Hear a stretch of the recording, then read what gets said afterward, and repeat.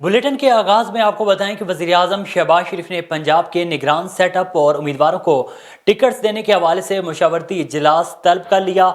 वज़ीर-ए-आज़म शहबाज शरीफ गुज़श्ता 8 रोज़ से लाहौर में क़याम पज़ीर हैं और उन्होंने अब मौजूदा सियासी सूरत-ए-हाल पर मुशावरती इजलास तलब कर लिया है। इजलास में वज़ीर-ए-आज़म के बेटे सुलेमान शहबाज भी शिरकत करेंगे, जबकि वफाकी वज़ीर ख़ारजा साद रफ़ीक समेत दीगर पार्टी रहनुमा भी इजलास का हिस्सा होंगे। इजलास में मुल्की सियासी और मुआशी सूरत-ए-हाल पर तबादला ख्याल किया जाएगा, जबकि पंजाब के निगरान सेटअप और उम्मीदवारों को टिकट देने के हवाले से भी मुशावरत होगी।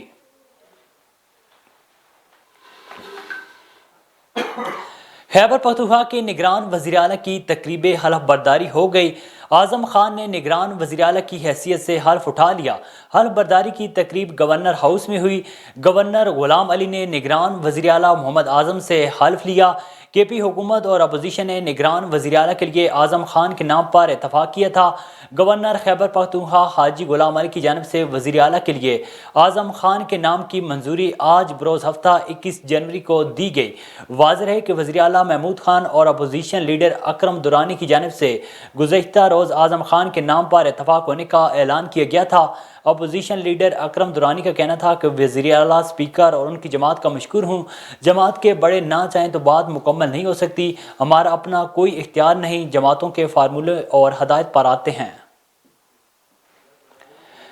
A1 TV के